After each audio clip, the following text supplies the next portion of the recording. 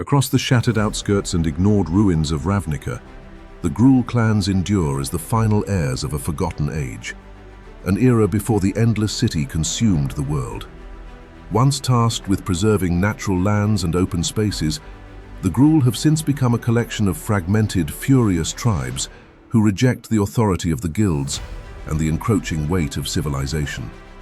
Their bonfires rise where districts lie abandoned, their war cries echo through crumbling plazas, and their raids strike at the structures they see as symbols of oppression. To the Gruul, the world city represents everything they've lost: freedom, land, and identity. What remains is a culture forged from anger, survival, and a deep yearning to reclaim the wildness that once shaped Ravnica.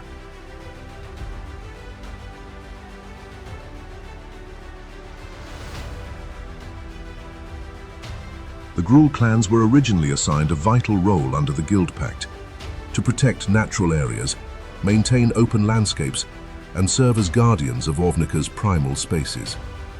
But as the city expanded across the entire plain, these lands were slowly erased or confined to shrinking pockets of wilderness.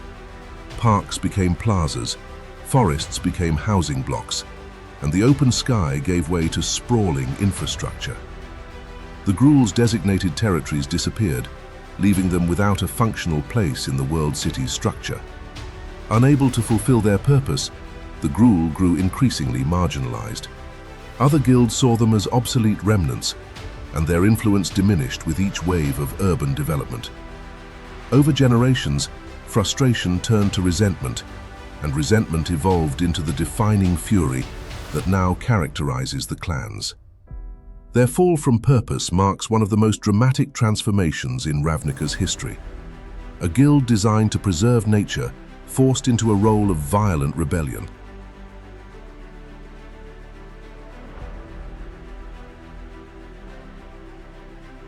The Gruul are not a single unified force, but a collection of independent clans, each with its own leadership, rituals, and territories. These clans include beast riders, shamans, berserkers, outcasts, and creatures drawn to the remnants of shattered wilderness.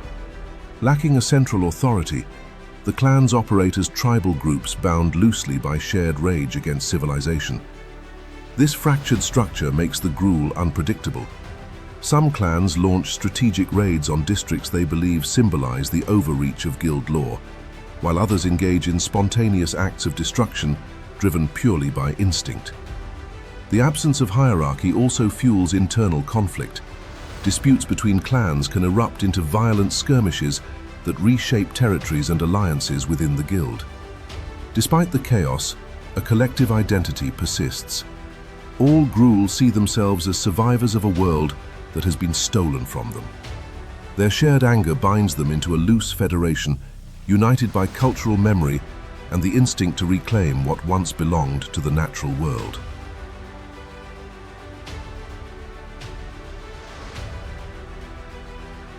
The Gruul clans express their defiance through destruction. To them, Ravnica's buildings, statues, and infrastructure are symbols of oppression, structures that replace the open wilderness the Gruul were meant to protect.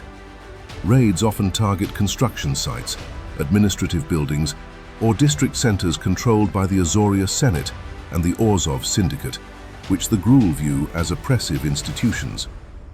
These attacks are not simply acts of violence, they are expressions of cultural identity.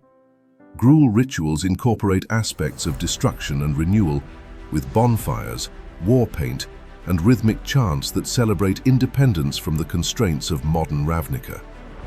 The clans believe that only by tearing down the excess of civilization can the world return to a natural balance. Their actions frequently put them at odds with the Boros Legion, whose soldiers often respond to Gruul uprisings with force. The result is a long-standing rivalry that spans districts, seasons, and generations. For both guilds, these clashes define their understanding of duty, justice, and survival.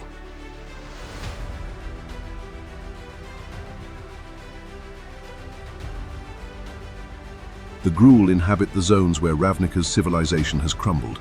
Abandoned districts, ruined plazas, collapsed buildings, and overgrown remains of forgotten neighborhoods. These areas, neglected by other guilds, offer the clans enough freedom to enact their customs without interference. The terrain becomes a blend of natural reclamation and destructive ritual, as vegetation and rubble create the rugged environment the Gruul call home. In these territories, clan leaders establish gathering grounds where warriors train, shamans conduct rites, and beasts roam freely. Fires burn constantly, serving as both gathering points and symbols of defiance.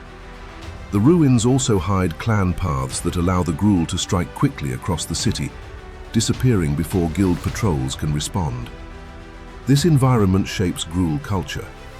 Life amid ruins reinforces their belief that civilization has overreached, and their presence in these forgotten spaces strengthens their identity as survivors of a world consumed by stone and lore.